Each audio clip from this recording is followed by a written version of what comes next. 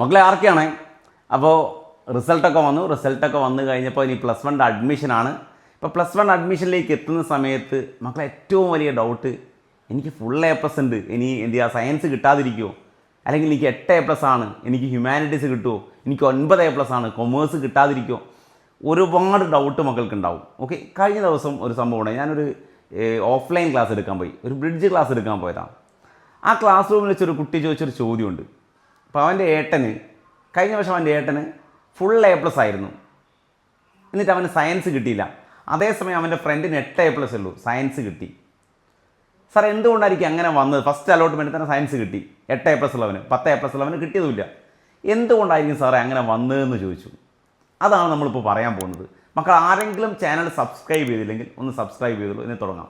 അപ്പോൾ +1 അഡ്മിഷനിലേക്ക് മക്കൾ പോകുന്ന സമയത്ത് ശ്രദ്ധിക്കേണ്ട ഒരു കാര്യം, നിങ്ങളുടെ +1 അഡ്മിഷൻ തീരുമാനിക്കുന്നത് നിങ്ങൾ A+ൻ്റെ എണ്ണം മാത്രമല്ല.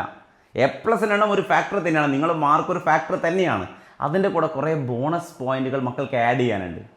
ഒന്ന്, നിങ്ങൾ SSLC പഠിച്ച അതേ സ്കൂളിലാണ് നിങ്ങൾ +1 അപ്ലൈ ചെയ്യുന്നതെങ്കിൽ അവിടെ നിങ്ങൾക്കൊരു ബോണസ് പോയിന്റ് കിട്ടും. നിങ്ങൾ പഠിച്ച അതേ പഞ്ചായത്തിലാണ് നിങ്ങൾ അപ്ലൈ ചെയ്യുന്നതെങ്കിൽ അവിടെയും നിങ്ങൾക്ക് ബോണസ് പോയിന്റ് ഉണ്ട്.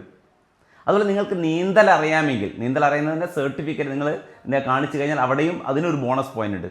ഇത് മാത്രമല്ല, എക്സ് സർവീസ്മാൻ, അങ്ങനെ ബോണസ് പോയിന്റ് ഒരു വീഡിയോ ഞാൻ ചെയ്തിട്ടുണ്ട്, മക്കളതൊന്ന് കണ്ടു നോക്കുക. അതുമായിട്ട് ബന്ധപ്പെട്ട എല്ലാ കാര്യങ്ങളും നിങ്ങൾക്ക് അവിടെ നിന്ന് മനസ്സിലാവും. ഓക്കെ, വേറെ ഇമ്പോർട്ടൻറ്റ് ക്രൈറ്റീരിയ എന്നുള്ളത് നിങ്ങൾ ഫോം ഫില്ല് ചെയ്യുന്ന സമയത്താണ്.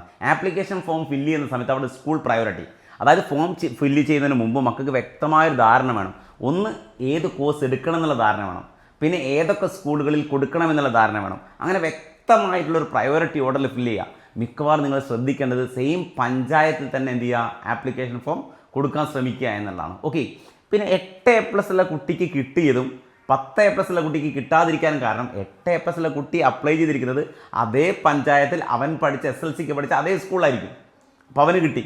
പക്ഷേ 10 A+ ഉള്ള കുട്ടി കൊടുത്തിരിക്കുന്നത് വേറൊരു പഞ്ചായത്തിൽ അവൻ പഠിച്ച സ്കൂളിലല്ല, വേറൊരു സ്കൂളിലാണ് കൊടുത്തിരിക്കുന്നത്. അപ്പോൾ 2 ബോണസ് പോയിന്റ് അവന് നഷ്ടപ്പെട്ടു. അപ്പോൾ ഞാൻ പറയുന്നത് മാക്സിമം അങ്ങനെയുള്ള കാര്യങ്ങളൊക്കെ ശ്രദ്ധിച്ചിട്ട് വേണം മക്കൾ ആപ്ലിക്കേഷൻ ഫോം കൊടുക്കാൻ. ഓക്കെ, അപ്പോൾ ഇതുമായിട്ട് ബന്ധപ്പെട്ട എല്ലാ ഡൗട്ടുകളും ക്ലിയർ ചെയ്യാം. മക്കൾക്ക് എന്ത് ഡൗട്ട് ഉണ്ടെങ്കിലും ഈ വീഡിയോ താഴെ കമൻറ്റ് ചെയ്തോളൂ. എന്ത് ഡൗട്ടും ക്ലിയർ ചെയ്തോളും. എന്ത് ഡൗട്ടും ഞങ്ങൾ ക്ലിയർ ചെയ്തും വീഡിയോ താഴെ കമൻറ്റ് ചെയ്യാൻ മറക്കരുത്. അതുപോലെ ആരെങ്കിലും സബ്സ്ക്രൈബ് ചെയ്യാൻ മറന്നിട്ടുണ്ടെങ്കിൽ മക്കളൊന്ന് സബ്സ്ക്രൈബ് ചെയ്ത് വെച്ചോളൂ.